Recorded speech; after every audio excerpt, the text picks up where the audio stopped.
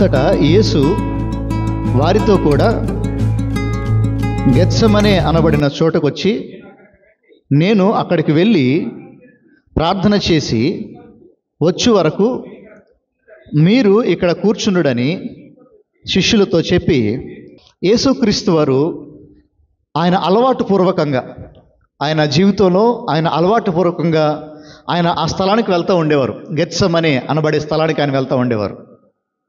యేసుక్రీస్తు వారు ఆయనతో కూడా 3 శిష్యులను తీసుకెళ్ళాడండి ఆయన. పేతురు, యోహాను, యాకోబు, ఈ 3 శిష్యుల్ని యేసుక్రీస్తు వారు ఆ గెత్సెమనేలోకి తీసుకెళ్లారు. ఇంకా ఆ గెత్సెమనేలో ఆయన ప్రార్థన చేసుకోవటం ఇంకా కొన్ని గంటలే ఉంది ఆయన సిలువ మరణానికి. ఇంకా కొన్ని గంటల్లో ఆయన సిలువెక్కబోతున్నాడు అనే టైంకి ముందు ఆయన చేసిన పని ఏంటి గెత్సెమనేలో అంటే, ఆయన ప్రార్థన చేసుకుంటూ ఉన్నాడు. మీరు కనుక గమనిస్తే లూకా సువార్తలో లూకా బాగా రాస్తాడు ఆ మాటని. ఆయన ప్రార్థన చేస్తున్నప్పుడు అంట ఆయన చెమట రక్తముగా మారిందంట. ఇప్పుడు ఆలోచించండి, సుమారుగా ఆ దేశంలో రాత్రి కాలంలో టెంపరేచర్ వాతావరణం ఎలా ఉంటుందంటే సుమారుగా 20 డిగ్రీ సెల్సియస్ ఉంటుందండి. 20 డిగ్రీస్ అంటే 20 డిగ్రీలు అంటే చలేస్తూ ఉంటుంది సాధారణంగా. మనకి వర్షం పడితే ఎలా ఉంటుంది, మీకు ఇక్కడ చల్లగా ఉంటుంది. ఆ చల్లదనం ఎంత అంటే 26 డిగ్రీస్ అండి. అలాంటిది ఆ దేశంలో రాత్రిపూట ఎంత ఉంటుందో తెలుసా? 20 అంటే మనకు చలేసే ఒక టెంపరేచర్ అది, మనం రగ్గు కప్పుకునే ఒక టెంపరేచర్ అది. ఇప్పుడు అలాంటి వాతావరణంలో యేసుక్రీస్తు వారికి చెమటలు వస్తున్నాయి అంట. ఇదేంటి, అంత చల్లగా వాతావరణం అంత ఉంటే ఆయనకు చెమటలు రావడం ఏంటి? అంత మాత్రమే కాదు, ఆయన చెమట ఎలా మారిందంట. ఇప్పుడు ఎందుకు ఈ మాట మనకు అర్థం కావాలంటే, ఆయన ఎంత ప్రెషర్లో ఉండి ప్రార్థన చేస్తున్నాడో మనకు తెలియాలి. ఆయన గొప్ప వేదనతో, గొప్ప బాధతో ఆయన ప్రార్థన చేస్తూ ఉంటే ఎంత వేదన నిండిపోయిందంటే ఆయనలో, అంత చలిలో కూడా ఆయనకి ఏమొస్తున్నాయి అంట, చెమట వస్తుంది. అంత మాత్రమే కాదు, ఆ చెమట రక్తంలాగా మారిపోయిందంట. అంటే ఒక మనిషికి చెమట రక్తంలాగా మారటం అనే పాయింట్ ఎప్పుడు వస్తుందంటే, తీవ్ర స్థాయిలో ఆ మనిషి ఒత్తిడిలోకి వెళ్ళిపోతే, తీవ్ర స్థాయిలోకి ఆ మనిషి బాగా ఆలోచిస్తుంటే, ఆ మనిషిలో ఆవేదన, రోదన తీవ్ర స్థాయికి వెళ్ళిపోతే అప్పుడు ఆ మనిషి చెమట ఎలా మారిపోద్ది, రక్తంలాగా మారిపోద్ది. అది సైన్స్ చెప్పే మాట. సో యేసుక్రీస్తు వారు ఎంత తీవ్ర స్థాయిలోకి వెళ్ళారంటే ఆయన చెమట రక్తములాగా మారే అంత తీవ్ర స్థాయిలోకి ఆయన వెళ్ళిపోయారు. ఇప్పుడు చూడండి, కొన్ని మాటలు చూద్దాం అక్కడ. చూడమ్మా. పేతురును జెబెదయి 2 కుమారులను వెంటబెట్టుకుని పోయి దుఃఖపడుటకును చింతాక్రాంతుడగుటకును మొదలుపెట్టెను. అప్పుడు యేసు మరణమగునంతగా నా ప్రాణము బహు దుఃఖములో మునిగి ఉన్నది, మీరిక్కడ నిలిచి నాతో కూడా మెలకువగా ఉండుడని వారితో చెప్పి ఆయన కొంత దూరం వెళ్ళి సాగిలపడి ఆయన ప్రార్థన చేస్తున్నాడంట. ఆయన ప్రార్థన చూస్తున్నారా? నా తండ్రి, సాధ్యమైతే ఈ గిన్నె నా యొద్ద నుండి తొలగిపోనిమ్ము, అయినను నా ఇష్ట ప్రకారం కాదు, నీ ఇష్టమే నీ చిత్తమే జరగాలి. ఇది ఆయన ప్రార్థన. జాగ్రత్తగా కొన్ని మాటలు మనం వినాలండి. యేసుక్రీస్తు వారిని అందరూ వదిలేసే టైం వచ్చేసింది. యేసుక్రీస్తు వారిని అప్పుడు దాకా ఆయన పక్కనే ఉన్న 12 శిష్యులు వదిలేసే టైం వచ్చేసింది. తన కుటుంబస్తులు వదిలేసే టైం వచ్చేసింది. అప్పుడు దాకా ఇదిగో యూదుల రాజుకు జే జే అని కొట్టిన జనులందరూ ఆయన్ని అసహించుకునే టైం వచ్చేసింది. ఆయన ఏకాంతంగా అయిపోయాడు. ఆయన ఒక్కడే అయిపోయాడు యేసుక్రీస్తు వారు లాస్ట్ మూమెంట్లో. ఈ మాట ఎందుకు నేను వివరిస్తున్నానంటేనండి, ఇదిగో ఇక్కడ ఆయనలో ఉన్న బాధ, ఆయనలో ఉన్న వేదన, ఆయన చేసే ప్రార్థన, ఎందుకింత బాధపడుతున్నాడు ఆయన? ఎందుకింత మరణమగునంత వరకు ఆయన దుఃఖిస్తున్నాడు? ఎందుకు ఆయన చింతాక్రాంతుడు అయిపోయాడు? ఆ శిలువ నొప్పి తట్టుకోలేక, ఆ శిలువ బాధ భరించలేక? లేదు. ఇక్కడ విషయం అంతా ఆయన భౌతిక విషయం గురించి కాదు ఆయన బాధపడేది. భౌతికంగా అయ్యో నా చేతుల్లో నైల్స్ కొడతారు, ఇదిగో నా తల మీద ముళ్ళ కిరీటం పెడతారు, లేదంటే నన్ను కొరడాలతో కొడతారు, ఇందుకు నేను బాధపడుతున్నాను అని కాదు ఆయన బాధపడేది. ఈ భౌతిక విషయాల కోసం కాదు యేసుక్రీస్తు వారు బాధపడేది. ఆయన ఎందుకు బాధపడుతున్నారంటే, ఇదిగో ఏ పాపము ఎరుగని ఆయన, ఆయనలో ఎంత మాత్రము పాపం లేదు. ఏ పాపము ఎరుగని ఆయనని ఇదిగో మనందరి కోసం ఇదిగో ఆయన పాపిగా అయ్యాడు. ఆయనలో ఏ రవ్వైనా ఏ కొంచెమైనా పాపం లేదు ఆయనలో. 33.5 years 33.5 సంవత్సరాలు ఆయన ఈ భూమి మీద బతికాడు. మాటతో కానీ చూపుతో కానీ వినికిడితో కానీ ఎక్కడా కూడా ఏ పాపం చేయలేదు ఆయన. అలాంటి ఆయన మనందరి కోసం ఆయన ఎలా మారిపోయాడు తెలుసా? ఒక పాపిగా, ఒక దీనుడిగా, ఒక తుచ్చుడిగా, ఒక వ్యభిచారిగా, ఒక దొంగగా సిలువలో ఆయన మరణించాడు. ఇప్పుడు తండ్రి ఆయన చూస్తున్నప్పుడు తన కుమారుడిగా చూడ తండ్రి యేసుక్రీస్తు వారిని ఒక పాపిగా చూస్తాడు. అప్పుడు దాకా ఏం చేసినా నా తండ్రి చిత్తము, నా తండ్రి చిత్తము, నా తండ్రి, నా తండ్రి అని పిలిచిన ఆ నోరు ఆ రోజు ఇదిగో తండ్రి అనే పిలుపు వదిలేసి నా దేవా, నా దేవా అనే లెవెల్కి దిగిపోయింది. దానికోసం ఆయన బాధపడుతున్నాడు. తండ్రి అనే రిలేషన్ పోయి నా దేవా అనే ఒక దాసుడి ఒక స్వరూపంలోకి ఆయన మాట మారిపోవటం మనం గమనిస్తూ ఉంటాం. ఈరోజు యేసుక్రీస్తు వారు బాధపడేది మనం అనుకుంటాం కేవలం భౌతిక విషయం కోసం బాధపడుతున్నాడేమో అనుకుంటాం. లేదు లేదు, ఆయన బాధపడేది ఇదిగో ఆధ్యాత్మిక విషయం కోసం, తండ్రితో ఎడబాటు కోసం ఆయన బాధపడుతున్నాడు. లోక పాపములన్నీ ఆయనపై వేసుకున్నప్పుడు మీరు గమనించండి, ఆయన ఎంత తుచ్చుడిగా, ఎంత దీనుడిగా, ఎంత భయంకరమైన పాపిగా ఆయన సిలువలో వేలాడుతున్నాడో మనం ఊహించుకోవాలి. చూడండి, ఆయన 3 సార్లు ప్రార్థన చేశారు యేసుక్రీస్తు వారు. 3 సార్లు ఆయన చేసిన ప్రార్థన ఏంటో తెలుసా అండి? తండ్రి, నీ చిత్తమైతే ఈ గిన్నెని నా నుండి తొలగించు. అయినా నా చిత్తం కాదయ్యా, నీ చిత్తమే. ఏంటి ఆ గిన్నె? తండ్రి అయిన దేవుని ఉగ్రత పాత్ర ఆ గిన్నె.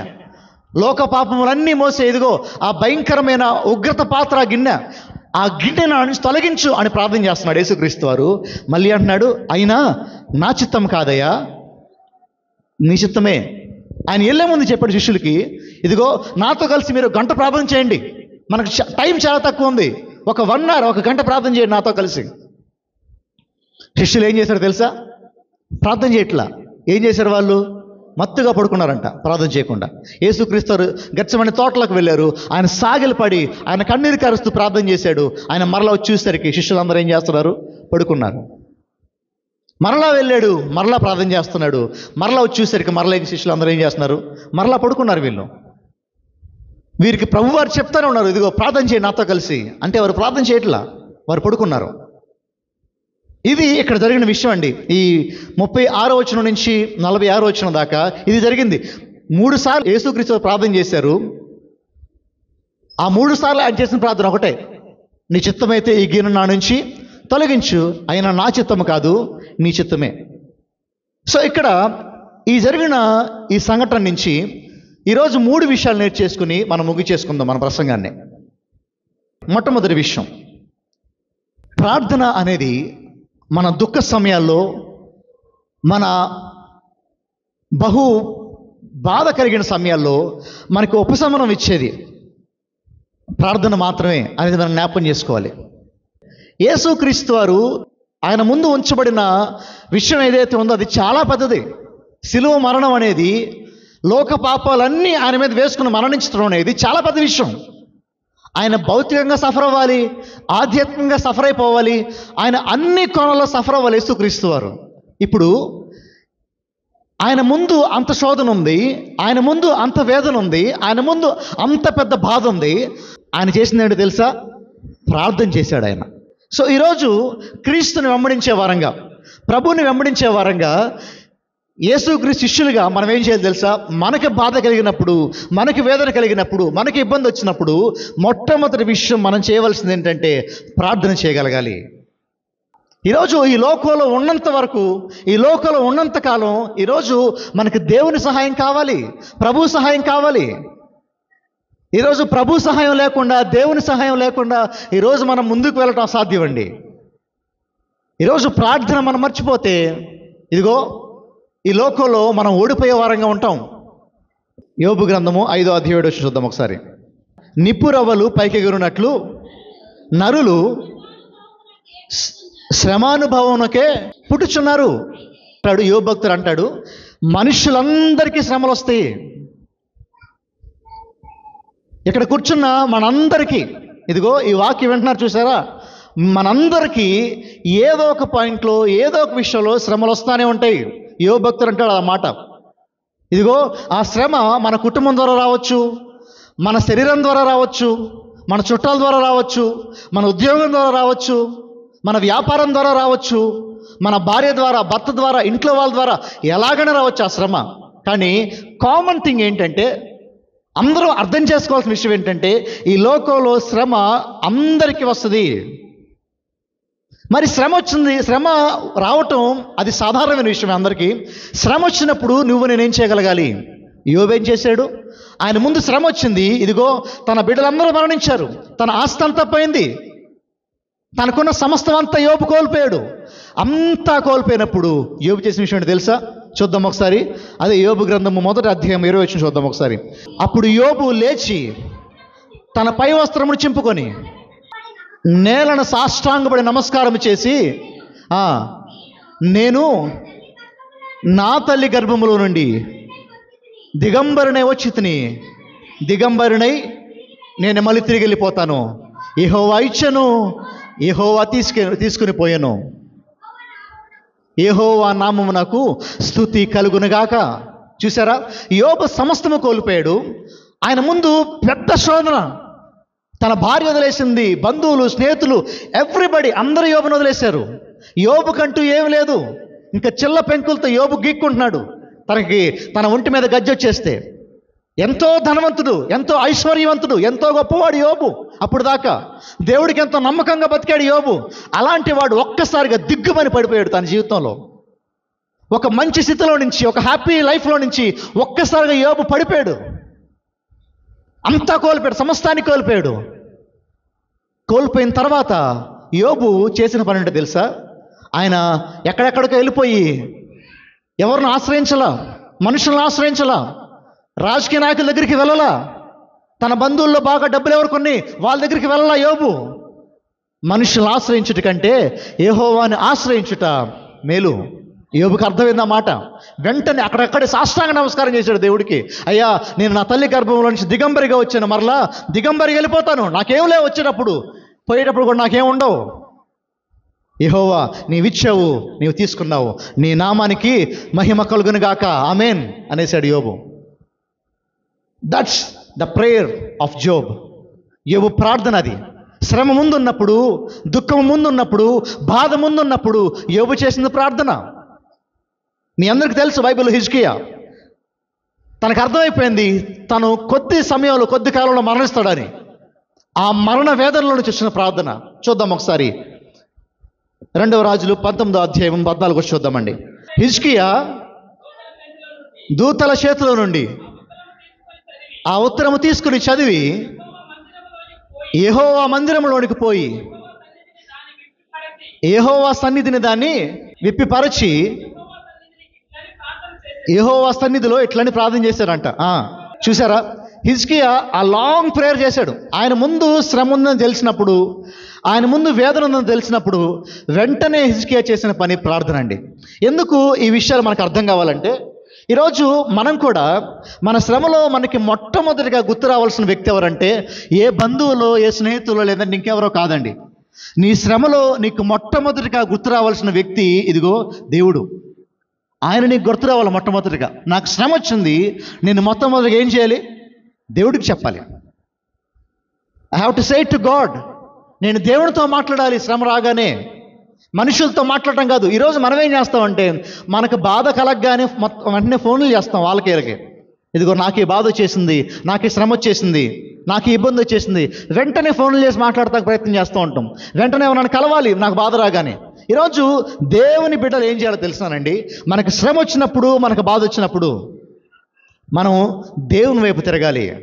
వెంటనే మన గదిలోకి వెళ్ళి హిజ్కియా ప్రార్థన చేసినట్టు, యోబు ప్రార్థన చేసినట్టు, అబ్రహాము ప్రార్థన చేసినట్టు, భక్తులు ప్రార్థించినట్లు మనము కూడా వెంటనే మనం ప్రార్థించే వారిగా ఉండాలి. చూసారా, అక్కడ యేసుక్రీస్తు ప్రార్థన మీరు గమనించండి. ఏమంటున్నాడు ఆయన? నీ చిత్తమైతే. చెప్పండి అందరు కలిసి ఆ మాట. అదేంటంట? నీ చిత్తమైతే. ఈరోజు మనం ప్రార్థన చేయవలసిన విషయం వాస్తవమే. కొంచెం జాగ్రత్తగా ఈ మాటలు మీరు వినండి. ప్రార్థన చేసుకోవాలని చెప్పి మంచిగా ఉంది. ఇప్పుడు ఒక సమస్య కోసం, ఒక వేదనలో, ఒక బాధ గురించి మనం ప్రార్థన చేస్తున్నాం ప్రభు దగ్గరికి వెళ్ళి. మన వైఖరి ఎలా ఉండాలంటే, అయ్యా నీ చిత్తమే.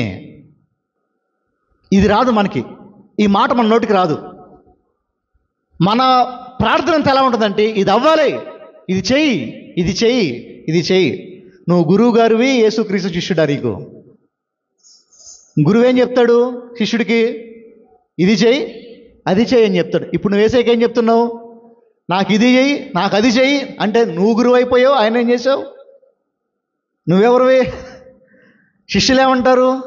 పనివారు ఏమంటారు? దాసులు ఏమంటారు? అయ్యా నా విన్నపం ఇది, నీ చిత్తం ఉంటే చెయ్యి. మనం ఏమంటాం? చెయ్యయ్యా, చెయ్యయ్యా, ఇంకెంతకాలం అయ్యా, ఇంకేందయ్యా, ఏం బాధలయ్యా, నాకు ఇది చెయ్యి. చూడండి, యేసుక్రీస్తు ప్రార్థన మీరు గమనించండి. ఈ గిన్నె నా నుండి తొలగించు. ఆ గిన్నె అనేది, ఆ ఉగ్రత పాత్ర అనేది బహుభయంకరమైంది.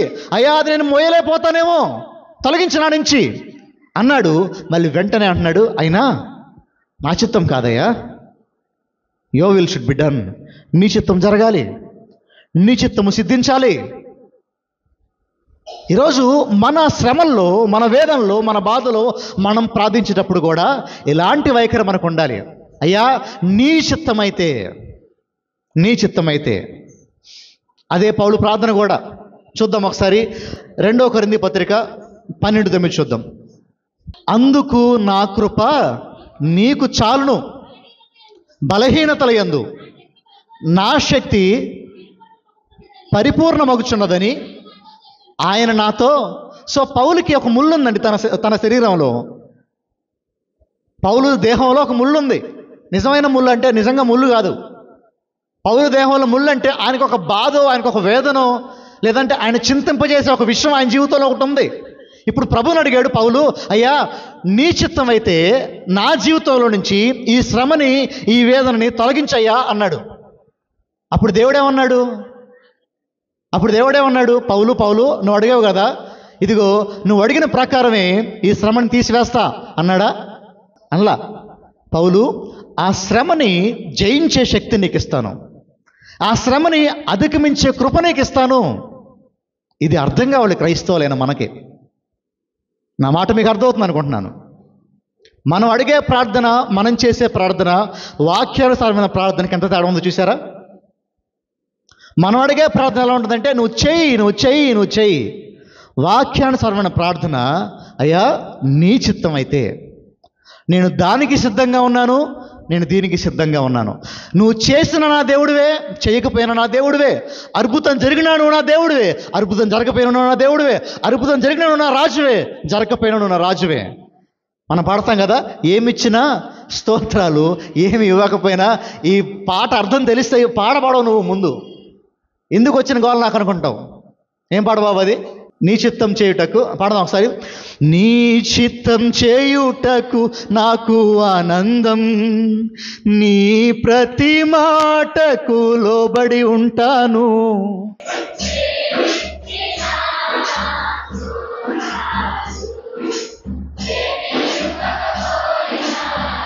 నిజంగా వందనాలా? చెప్పాలి నాకు ఈ మాట. నిజంగా వందనాలా? ఈ వందనాలు దొంగ వందనాలా కదా? ఏమిచ్చినా ఏంటంట స్తోత్రాలు, ఏమి ఇవ్వకపోయినా. పాట చాలా బాగుంది కదా. నిజంగా దీని అర్థం మనకు తెలుసా? నువ్వు ప్రార్థన చేస్తున్నావు, అయ్యా నాకు సంతానం కావాలి,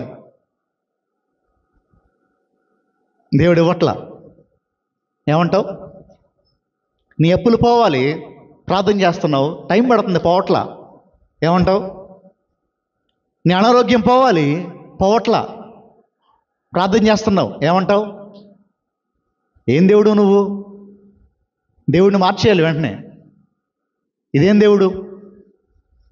ఇదిగో ఈ భక్తుని చూశారు, ఈ క్రైస్తవ విశ్వాసం చూశారు. నీ చిత్తమైతే అనే ప్రార్థన మనకు రావాలి. అయ్యా ఇదిగో నా ఇష్టం కాదు, ఇట్స్ నాట్ మై విల్, నీ చిత్తము జరగాలి నా దగ్గర, నా జీవితంలో. నువ్వు ఇచ్చినా ఇవ్వకపోయినా నువ్వు గొప్పవాడివే. ఆ రోజు షడ్రక్ మేషక్ అబేద్నెగో అన్నారు చూసావా? మా దేవుడు ఈ అగ్నిగుండంలో నుంచి మమ్మల్ని కాపాడటానికి సమర్థుడు. ఒకవేళ కాపాడకపోయినా సరే ఆయన సమర్థుడే, ఆయన గొప్పవాడే, ఆయన్నే మొక్కుతాం, మేము ఆయన్ని ఆరాధిస్తాం. That is real faith my friends. అది నిజమైన ఆరాధన. ఈరోజు మన విశ్వాసం ఏంటంటే చేస్తేనే దేవుడు. రే బాబు, నీకు ఉచితంగా రక్షణ ఇచ్చాడు, ఉచితంగా పరలోకం ఇచ్చాడు, నువ్వు మరణించాక నీకు ఒక అష్యూరెన్స్ ఇచ్చాడు దేవుడు, నువ్వు మరణించాక ఇదిగో ఆయన దగ్గరికి వెళ్తావు అనే ఒక నిశ్చేత నీకు ఇచ్చాడు. ఇవన్నీ వదిలేసావు, నాకు భూమి మీదే కావాలని పట్టు కూర్చున్నావు. ఆలోచించేద్దాం ఒకసారి. ఈరోజు నీ ప్రార్థనలో ఈ లైన్ పెట్టే ఒక ఆలోచన నీకుందా? నా చిత్తము కాదు, నీ చిత్తము. అది నీకు ఎంత ఇష్టమైందైనా సరే, అది నీకు ఎంత ప్రీతి అయిందైనా సరే, అది నీకు ఎంత దగ్గరైన విషయమైనా సరే ప్రార్థన చేయగలవు. ఎలాగా? అయ్యా, నా చిత్తం కాదు, నీ చిత్తమే. ఎలాంటి ప్రార్థన మనం కలిగి ఉండాలి? మన వైఖరి మనం మార్చుకోవడం మన ప్రార్థన విషయంలో. రెండవదిగా, ఇదిగో మన సొంత చిత్తాన్ని ప్రభువుకి సబ్మిట్ చేసుకోగలగాలి, ప్రభువుకి లోపరచగలగాలి మన సొంత చిత్తాన్ని. ఇప్పుడు గమనించండి, యేసయ్య ఏం చేస్తున్నాడు? ఆయన లోపడుతున్నాడు. తండ్రి చిత్తానికి యేసుక్రీస్తు వారు ఏం చేస్తున్నారో తెలుసా? ఆయన లోబడుతున్నారు. ఈరోజు ఆ లోబడే గుణం మనకు కావాలి. మనలో లేని గుణం, మనలో లేని విషయం ఏంటో తెలుసా? మనం లోబడం. మనకు బాగా ఇష్టమైంది ఏంటంటే నా ఇష్టం జరగాలి, నేను అనుకున్నది జరగాలి, నేను అనుకున్నదే అవ్వాలి. ఇది మనకు బాగా ఉంటుంది మన లోపల. ఈ కుతూహలం మనకి చాలా ఉంటుంది. నేను ప్రార్థన చేస్తున్నాను కదా, నేను అనుకున్నదే అవ్వాలి, నేను అనుకున్నదే జరగాలి, నేను కోరుకున్నదే అవ్వాలి. ఇది కాదు క్రైస్తవుడి యొక్క ఉద్దేశం. ఇలా ఉండకూడదు క్రైస్తవుడి యొక్క ఆలోచన.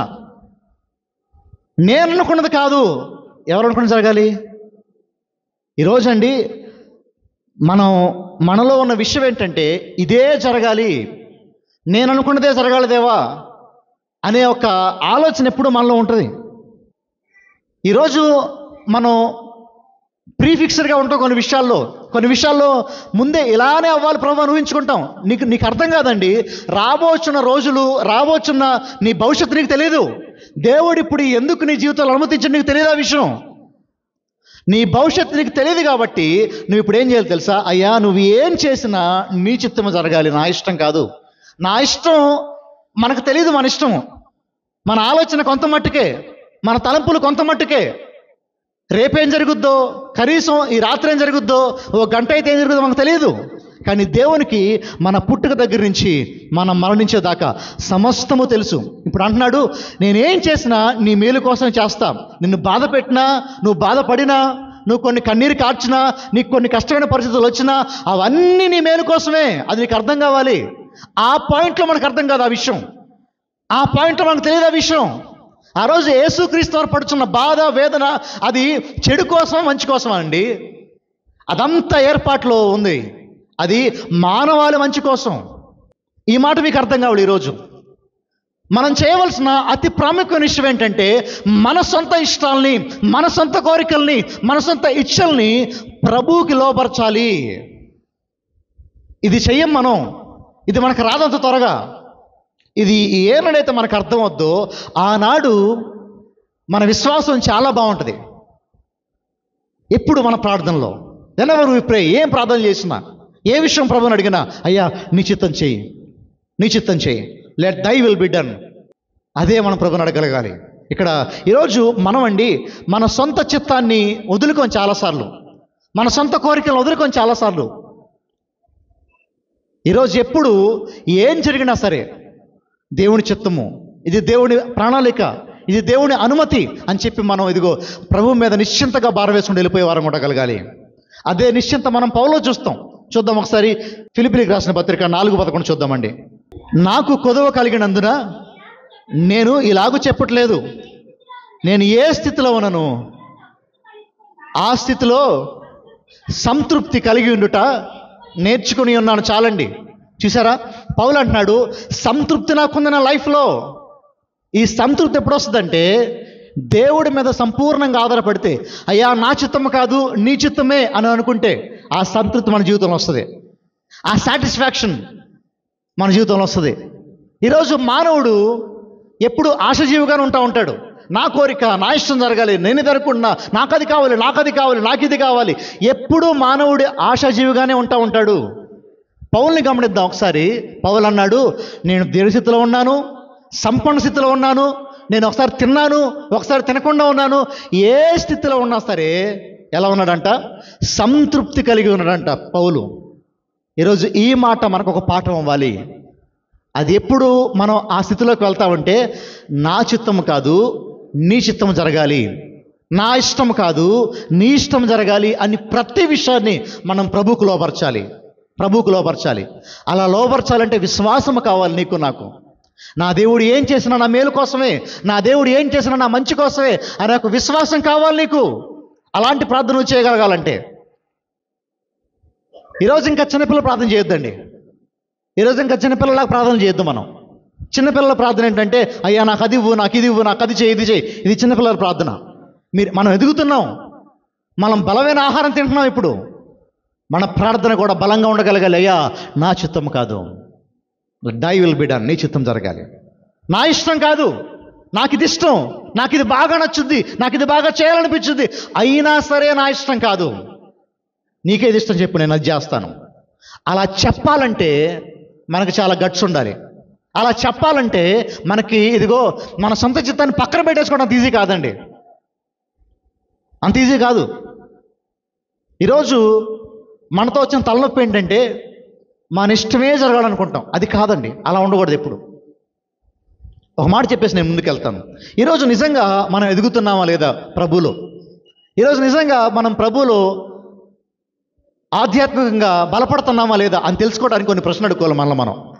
ఆ ప్రశ్నలు ఏంటంటే, మన జీవితంలో కొన్ని శ్రమలు వచ్చినప్పుడు, మన జీవితంలో ఎదుర్కోలేని శోధనలు వచ్చినప్పుడు మనం కృంగిపోయి బలహీనపడిపోయి నిర్జీవంగా అయిపోతున్నామా, లేదంటే ఇదిగో ఇది నా ప్రభు అనుమతించాడు, ఇది నా దేవుడు నా జీవితంలోకి అనుమతించాడు, ఆయనే తీసివేస్తాడు అని ధైర్యంగా ఉంటున్నామా? ఆలోచన చేసుకోవాలి ఈ మాటలు మనం. శ్రమ రాగానే కృంగిపోతున్నామంటే, శ్రమ రాగానే దుఃఖపడుతున్నామంటే ఈరోజు మనం అంతగా బలంగా లేవు ఆధ్యాత్మికంగా, ఈరోజు మనం అంతగా శక్తిగా లేవు ఆధ్యాత్మికంగా. భక్తుల్ని గమనిద్దాం. శ్రమ వచ్చినా శ్రమ లేకపోయినా, దుఃఖం ఉన్నా దుఃఖం లేకపోయినా, బాధలు ఉన్నా లేకపోయినా వారు ఏకరీతిగా ఉండగలిగారు. ఈరోజు అది నీకు నాకు తెలియాల్సిన మాట. ఈరోజు ఏ పాయింట్లో అయినా సరే, ప్రభా నా చిత్తం కాదు ప్రభా నీ చిత్తమే అనే ఒక మంచి థాట్ మనకు ఉండగలగాలి. ఆఖరిగా మనం గమనించుకుంటే మూడో విషయం, శిష్యులకి యేసుక్రీస్తు వారు ఏం చెప్పారండి? 3 సార్లు ప్రార్థన చేయండి అని చెప్పాడు. శిష్యులు ఏం చేశారు? ప్రార్థన చేశారు, నిద్రపోయారా? చూడండి, నిజంగా యేసుని వెంబడించే వాళ్ళే వీళ్ళు కూడా. ఈ పేతురు, యోహాను, యాకోబులు నిజంగా ప్రభు హృదయానికి చాలా దగ్గరగా ఉన్నవారు వీరు. కానీ వీరిలో కూడా ఏముందో తెలుసా? బలహీనత ఉంది. వీరిలో కూడా ఏముందండి? బలహీనత ఉంది. ఈరోజు ఎప్పుడెప్పుడు అనుకోకూడదు. కనీసం ఒక ఇంచి థాట్ కూడా మనలోకి రానివ్వకూడదు. నేను బలవంతుణ్ణి అని రానివ్వకూడదు మన థాట్. నా ఉద్దేశం ఏంటంటే, శిష్యులండి, ప్రభు చెప్తున్నాడు, బాబు మీరు కొద్దిసేపట్లో నన్ను వదిలేస్తారు అందరూ. శిష్యులు ఏమన్నారు? పేతురు ఏమన్నాడు? అందరూ వదిలేసినా సరే నేను మాత్రం నిన్ను వదలనన్నాడు. శిష్యులందరూ కూడా ఏమన్నారు? అవునయ్యా మేము చావనైనా చేస్తాం కానీ నిన్ను మాత్రం వదిలిపెట్టం ప్రభా అన్నారు. కొద్దిసేపట్లో శిష్యులందరూ ఏమైపోతారు? యేసుక్రీస్తు వారికి దూరంగా పారిపోతారు వదిలేసుకుని. ఈ మాట జాగ్రత్తగా వినండి మీరు. ఇప్పుడు వీరి హృదయంలో ఏముందో తెలుసా? యేసుక్రీస్తు అంటున్నాడు కానీ మేము నిజంగా వదిలిపెడతాం ఆయన్ని? మా అన్నం పెట్టాడు, మా పక్కన 2 సంవత్సరాలు ఉన్నాడు, మాకు ఎన్నో విషయాలు చెప్పాడు, మేము వదిలిపెడతాం అనుకుంటున్నావా యేసుక్రీస్తు వారిని? ససేమరా వదిలిపెట్టే ప్రసక్తి లేదనుకుంటున్నారు శిష్యులు. ఆ ధీమాతో వారు ప్రార్థన చేయట్లా. వారు ఏం చేశారు? మత్తుగా పడుకున్నారు. ఇప్పుడు చూడండి ఒకసారి 41 వచ్చిన చూడండి ఒకసారి, 26-41 చూడమ్మా. మీరు శోధనలో ప్రవేశించుకున్నట్లు మెలకువగా ఉండి ప్రార్థన చేయుడి, ఆత్మ సిద్ధమే గాని శరీరము బలహీనమని పేతురుతో చెప్పి. చాలండి. శోధనలో ఇదిగో పేతురు, యాకోబు, యోహాన్లు అప్పటికి ప్రార్థన చేసినా సరే వారు రాబోయే శోధన నుంచి తప్పించుకునే ఉండేవారే. కానీ వారు ప్రార్థన చేయాల. వారు ఏం చేశారు తెలుసా? వారి శరీరాన్ని నమ్ముకున్నారు, వారి బలాన్ని వారు నమ్ముకున్నారు. మేము పాపం చెయ్యం, మేము యేసుని వదిలేయం ఎట్టి పరిస్థితుల్లో అనే ఒక ఆలోచనలకు వారు వెళ్ళిపోయారు. ఇప్పుడు ఈ మాట మనం సరిగ్గా అర్థం చేసుకోవాలండి. ఈ మాట సరిగ్గా అర్థం చేసుకోవాలి. నేను పోయిన వారం కూడా అడ్రస్ చేశాను ఇదే విషయాన్ని. నేను మరలా ఒకసారి చెప్పేసి నేను ముగిచ్చేస్తాను ప్రసంగాన్ని. అదేంటంటే, ఇదిగో 2 విషయాలండి ప్రతి క్రైస్తవుడు గుర్తుపెట్టుకోవాల్సింది. ఆత్మ ఎలా ఉందంట? సిద్ధంగా ఉంది నీ ఆత్మ. ఇదిగో ఈరోజు నువ్వు ఇక్కడికి వచ్చి కూర్చున్నావు, చూసావా? వాక్యం వింటున్నావు, ప్రార్థన చేస్తున్నావు, ఆరాధన చేస్తున్నావు. నీ ఆత్మ ఎలా ఉంది? సిద్ధంగా ఉంది. రేపటి రోజున ఇంటికి వెళ్ళాక నీకు మోకాలు లొంగితే ప్రభు దగ్గర మోకాలు వేయగలవా? మోకాలు వేయవు. ప్రార్థన చేయగలవా? బైబిల్ చదవగలవా? చదవలేవు. పరిశుద్ధంగా బ్రతకగలవా? బ్రతకలేవు. ఎందుకో తెలిసిన, నీ లోపల ఉంది, నీ ఆత్మలో ఉంది. ఆత్మ ప్రభువుకి సన్నిహితంగా, ఇదిగో ప్రభువుకి దగ్గరగా ఉంది. నేను నీతిగా బ్రతకాలి, నేను పరిశుద్ధంగా బ్రతకాలి, నేను ఇదిగో ఇలాంటి చెడు మాటలు మాట్లాడొద్దు, ఇలాంటి తప్పుడు పనులు చేయొద్దు, ఇలాంటి మోస పనులు చేయొద్దు అని నీ లోపల చాలా బాగుంది. కానీ నీకెవరు సపోర్ట్ చేయటో తెలుసా? శరీరం సపోర్ట్ చేయట్లా. ఇదే పౌలు అంటాడు. ఒక మాట చూద్దాం ఒకసారి. రోమీయులకు రాసిన పత్రిక 7వ అధ్యాయము 21 నుంచి 23 చూద్దామండి. కాబట్టి మేలు చేయగోరు నాకు కీడు చేయుట కలుగుచున్నదను ఒక నియమము నాకు కనబడుచున్నది. అంతరంగ పురుషుని బట్టి దేవుని ధర్మశాస్త్రం నందు నేను ఆనందించున్నాను, కానీ వేరొక నియమము నా అవయవములో ఉన్నట్టు నాకు కనబడుచున్నది. అది నా మనస్సునందున ధర్మశాస్త్రముతో పోరాడుచు నా అవయవములోనున్న పాప నియమమునకు నన్ను చెరపట్టి లోపరుచుకొనుచున్నది. చూసారా? ఇక్కడ కొంచెం జాగ్రత్తగా మాట్లాడాలని మీకు అర్థమవుతుంది ఖచ్చితంగా. ప్రతి మానవుడులోనంట పౌలు అంటాడు 2 నియమాలు ఉన్నాయంట. 2 విషయాలు ఉన్నాయి. ఒకటి శరీరము, రెండవది ఏంటి? ఆత్మ. శరీరం ఏమో పాపానికి నిన్ను లాగుతూ ఉంటుంది ఎప్పుడు. ఇదిగో చెడు విషయాలు చూడు, చెడు విషయాలు మాట్లాడు, చెడు తలంపులు ఆలోచించు, చెడు వెనకాల పరిగెత్తు, ఇదిగో చెడు స్నేహాలు చేయి అని శరీరం లాగుతూ ఉంటుంది నిన్ను. కానీ ఆత్మ దేవుని వైపు లాగుతూ ఉంటుంది. There is always a fight between flesh and the spirit అండి. ఇదిగో మన జీవితంలో చనిపోయేంత వరకు మన శరీరానికి మన ఆత్మకి మధ్యలో యుద్ధం జరుగుతూనే ఉంటుంది. ఆ యుద్ధం ఎవరో ఒకరే గెలుస్తారు. అయితే నీ శరీరం గెలుస్తుంది, లేదా ఎవరు గెలుస్తారు? నీ ఆత్మ గెలుస్తుంది. నీ ఆత్మ గెలవాలంటే నువ్వు ప్రార్థన చేయాలి, నువ్వు వాక్యం చదవాలి, నువ్వు మోకాళ్ళు వేయాలి. నువ్వు అనుకుంటున్నావు కదా, పాపాన్ని గెలవలేకపోతున్నానే, అయ్యో ఎన్నో సంవత్సరాల నుంచి గుడికి వస్తున్నాను, ఈ పాపను వదిలేయట్లేదు, ఎన్నో ఏళ్ళ నుంచి గుడికి వస్తున్నాను, ఇదిగో ఈ ఊబిలోనే ఉన్నాను, ఎక్కడేసిన గొంగలు అక్కడే ఉంది. ఎందుకో తెలుసా? ఇప్పటిదాకా నువ్వు నీ శరీరాన్ని గెలిపించావు. ఇప్పుడు దాకా మనం మన శరీరాన్ని గెలిపించాం. ఎందుకో తెలిసిన? ప్రార్థన లేక.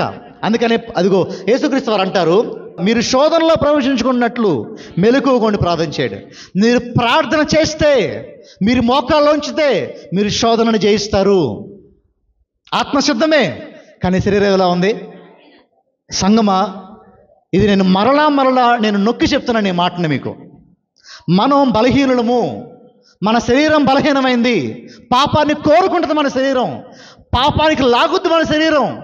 అపవాది దుష్టుడు గర్జన సింహం వలె ఎవరిని మృంగుదునా అని వాడు అటు ఇటు తిరుగుతూ ఉన్నాడు.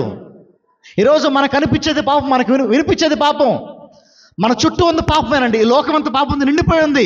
ఈ పాపాన్ని క్రైస్తవుడు గెలవాలి అంటే ప్రార్థన కావాలి. మన ఆత్మ గెలవాలంటే ప్రార్థన కావాలి. ఈరోజు ప్రార్థన విషయంలో నువ్వు అజాగ్రత్తగా ఉన్నావా, ప్రార్థన విషయంలో అప్రమత్తంగా ఉన్నావా, నువ్వు ఓడిపోతానే ఉంటావు. సంవత్సరాలు వెంబడి సంవత్సరాలు వేస్ట్ అయిపోతానే ఉంటాయి. నువ్వు ప్రేమించలేకపోతున్నావా, నీకు ప్రార్థన కావాలి. క్షమించలేకపోతున్నావా, నీకు ప్రార్థన కావాలి. ఓర్చుకోలేకపోతున్నావా, నీకు ప్రార్థన కావాలి. జయించలేకపోతున్నావా, నీకు ప్రార్థన కావాలి. అది ఏదైనా సరే, శరీర బలహీనతలైనా ఆధ్యాత్మిక బలహీనతలైనా మనం జయించాలంటే వీ హ్యావ్ టు ప్రే. మనం ప్రార్థన చేయాలి. ఎంత ప్రార్థన చేయాలి? జయించేంత వరకు ప్రార్థన చేయాలి. ఎంత పోరాడాలి? జయించేంత వరకు పోరాడాలి. ఎందుకంటే ఇది ఆధ్యాత్మిక పోరాటం. ఈ లోకంలో మనం చేసేది పోరాటం. ఆ పోరాటాన్ని గెలవాలంటే మనకు ప్రార్థన కావాలి. ఆ రోజు వాళ్ళకి అర్థం కావాలి, శిష్యులకి అర్థం కాలేదు ఆ మాట. ప్రభు అంటున్నాడు, బాబు ప్రార్థన చేయండి, వాళ్ళు ఏం చేస్తున్నారు? మళ్ళా వేసి అడిగాడు, ఏంటి ఒక గంట కూడా ప్రార్థన చేయలేదు నా కోసం మీరు అని. మరలా లోపలికి వెళ్ళాడు ఆయన. మరలా వారు ఏం చేస్తున్నారు? మరలా పడుకున్నారు. ఎందుకండి? యేసుక్రీస్తు వారు ఎందుకని ముగ్గురిని తీసుకెళ్లారు? ఎందుకు అందరూ కలిసి ప్రార్థన చేద్దాం అన్న యేసుక్రీస్తు వారు? ఎందుకో తెలుసా? ఒక మాదిరి చూపిస్తున్నారు యేసయ్య. ఆ మాదిరి ఏంటంటే శ్రమలో అందరము కలిసి ప్రార్థన చేయగలగాలి. హల్లెలూయా, దేవునికి మహిమ కలుగును గాక. నాకు శ్రమ వచ్చిందా? మీ సహాయం నాకు కావాలి. మీకు శ్రమ వచ్చిందా? సంఘం సహాయం మీకు కావాలి. మన శ్రమ ఒకరితో ఒకరు పంచుకుంటూ, ఒకరి కోసం ఒకరు బ్రతుకుతూ, మనం ఒకరి కోసం ప్రార్థించేవారు ఉండగలగాలి. అందుకు సహవాసం కావాలి. అందుకు కలిసి ప్రార్థన చేయాలి. మనం కలిసి ప్రార్థన చేస్తే ఎలాంటి శోధనైనా దేవుడు తొలగించేస్తాడు. ఈరోజు అలాంటి ఒక ఆలోచన మనకుందా? శిష్యులు ఆ రోజు ఆ పాఠంలో ఫెయిల్ అయిపోయారు, కలిసి ప్రార్థన చేయలేకపోయారు. కానీ వారు ఆ రోజు చెల్లించిన మూల్యం చాలా పెద్దది. కాబట్టి వారు నేర్చుకునే విషయం ఏంటి తెలుసా? తమ జీవితంలో ఇక మీదట ఏ పని చేసినా, ఏ విషయం వారు ముందుకు అడుగుపెట్టినా ప్రార్థన లేకుండా, సహవాసం లేకుండా వారు ఏం చేయాలి? వారు చనిపోయేంత వరకు. ఆ ఒక్కరోజు వారు ఓడిపోయారు. ఆ ఒక్కరోజు పాఠం నేర్చుకున్నారు. తర్వాత వారి జీవితం అంతా గెలుచుకుంటూ వెళ్ళిపోయారు. ఎందుకో తెలుసా? ప్రార్థన సహవాసం, ప్రార్థన జయం వారికి ఉంది. ఈరోజు మనము కూడా సంఘంగా గెలవాలంటే, సంఘంగా నిలబడాలంటే, శోధన జయించాలంటే we have to be on our knees. మనం ప్రార్థన చేయగలగాలి. ప్రార్థన లేనివాడు జయించలేనివాడు. ప్రార్థన లేని సంఘము మంట లేని సంఘము, ప్రార్థన లేని సంఘము నిర్జీవమైన సంఘము. ఒక 5 అడుగులు చూద్దాం ఒకసారి, ముగించుకునే ముందు ఒక 5 అడుగులు చూద్దాం ఒకసారి. శిష్యులకి మొట్టమొదటిగా వారిలో ఉన్న లోపం ఏంటో తెలుసా? సెల్ఫ్ కాన్ఫిడెన్స్ ఉంది వారిలో. సెల్ఫ్ కాన్ఫిడెన్స్ అంటే ఏంటంటే వారిని వారు నమ్ముకున్నారు. వారి శరీరాన్ని, వారి దేహాన్ని, వారి సొంత చిత్తాన్ని నమ్ముకున్నారు. మేము చేయగలంలే, మేము ఉండగలంలే, ఎప్పటి నుంచో విన్న వాక్యాలే కదా, మేము ఉంటాం, మేము చేస్తాం, మేము అది, మేము ఇది అనుకున్నారు శిష్యులు. సొంత నిర్ణయాలు లేదంటే సెల్ఫ్ సెంటర్నెస్ వచ్చింది శిష్యుల్లోకి. తమను తాము నమ్ముకున్నారు. మొట్టమొదటి అడుగది తమను తాము నమ్ముకోవటం. రెండో విషయం ఏంటో తెలుసా? ఈ పాఠంలో నేర్చుకోవాల్సిందని మనం. రెండో విషయం ఏంటంటే వారు నిద్రపోయారు. వారు ఏం చేశారు? నేను బాగానే ఉన్నాను అని ఎప్పుడైతే నువ్వు అనుకుంటావో నువ్వు నిద్రపోతావు ఆధ్యాత్మికంగా. నిద్రపోవటం ఏంటో తెలుసా అండి? ప్రార్థన మర్చిపోవటం. నిద్రపోవటం ఏంటో తెలుసా అండి? వాక్యం చదువుకోకుండా ఇష్టానుసారంగా బతికేయటం. ఇది నిద్ర. ఇది ఆధ్యాత్మిక నిద్ర. ఇది ఆధ్యాత్మిక మత్తు. ఈరోజు మొట్టమొదటిగా నిన్ను నువ్వు నమ్ముకుంటే, నేను పాపం చేయను, నాకు దేవుడు అవసరం లేదు, నేను బాగానే ఉంటాను, నాకు ప్రార్థన అవసరం లేదు, గుడికి వస్తే చాలు అని నువ్వు ఎప్పుడైతే అనుకుంటావో నువ్వు ప్రార్థన మానేస్తావు. నిన్ను నువ్వు నమ్ముకున్నావు, ప్రభువు మీద ఆధారపడటం మానేస్తావు. యేసుక్రీస్తు వారు శిష్యులకు నేర్పిద్దాం అనుకున్న మొట్టమొదటి పాఠం అదే. ఆత్మవిషయమై దీనులైన వారు ధన్యులు, పరలోక రాజ్యము వారిది. దీనత్వం అంటే ఏంటంటే ప్రతిసారి యేసయ్య మీద ఆధారపడటం. అయ్యా మా వల్ల కాదు ఈ పాపం చేయించడం, మా వల్ల కాదు ఈ శోధనలోకి వెళ్ళటం, మా వల్ల కాదు ఈ పని చేయటం, నువ్వు కావాలి, నీ సహాయం కావాలి, నీ తోడు కావాలి అని ఎప్పుడు ప్రభు అడగటం అండి. నీకు ఇది రావాలి మొట్టమొదటిగా ప్రభు దగ్గర. ఇది రాలేదా ఆధ్యాత్మిక నిద్రలోకి వెళ్ళిపోతావు. ఆధ్యాత్మిక నిద్రలో నువ్వు ప్రార్థన చేయవు, నువ్వు బైబిల్ చదువుకోవు, నీకు సహవాసం ఉండదు, పాటు ఉండదు, ఏముండదు. ఆదివారం గుడికి వస్తావు, చల్ అయిపోయింది అంతే. మళ్ళీ ఇంకో ఆదివారం కనిపిస్తావు. సహవాసం ఏది, ప్రార్థన ఏది, వాక్య ధ్యానం ఏది, అన్ని మర్చిపోయావు, నిద్రపోయావు, పాపంలో కూరికిపోయావు నీ జీవితంలో. ఇది రెండవ అడుగు. మూడవ అడుగు శోధన. మూడవ అడుగు ఏంటి? శోధనలో పడిపోతావు. శోధన నీకు వచ్చేస్తుంది, శోధన ముందు కనిపిస్తూ ఉంటుంది. నీ దగ్గర ప్రార్థన లేదు, వాక్యం లేదు, శోధనలు ఏం చేస్తావు? శోధన జయిస్తావు, శోధనలో పడిపోతావా? నాలుగవ అడుగు పాపంలో పడిపోతావు నువ్వు. మొట్టమొదటిది సెల్ఫ్ కాన్ఫిడెన్స్. నిన్ను నమ్ముకున్నావు, ఆధ్యాత్మిక నిద్రలోకి వెళ్ళిపోయావు, శోధన వచ్చింది, జయించావా, పాపంలో పడిపోయావు. ఐదవది డిజాస్టర్, భయంకరమైన పతనంలో పడిపోయావు. ఇంకా నువ్వు శిష్యులు మొదటి అడుగు నుంచి 5వ అడుగు దాకా క్రమక్రమంగా పడిపోయారండి. ఎందుకో తెలుసా? వారిని వారు నమ్ముకున్నారు. వారికి అర్థం కాని విషయం ఏంటంటే మా శరీరం బలహీనమైంది కానీ ఆత్మ లాంటిది. ఈరోజు ప్రతి క్రైస్తవుడు అర్థం చేసుకోవాల్సిన మాట ఇది. ఎవ్రీ క్రిస్టియన్, మీ శరీరము, మన శరీరం బలహీనమైందమ్మా, మనం దేన్ని జయించలేమండి. బలహీనం అంటే మీరు వెంటనే నాకు జబ్బు ఉందో, నాకు అది ఉందో అనుకోవడానికి వీల్లేదు. అది కాదు బలహీనత అంటే. పాపాన్ని జయించలేని బలహీనత, దేవుడు కావాల్సిన బలహీనత మనకి, అది మన శరీరంలో ఉంది. అది మనం జయించాలంటే we have to be the men of prayer. మనం ప్రార్థనా యోధులము, ప్రార్థన వీరులము కావాలి. అట్టి కృప, అట్టి భాగ్యం ప్రభువు దయచేయను గాక.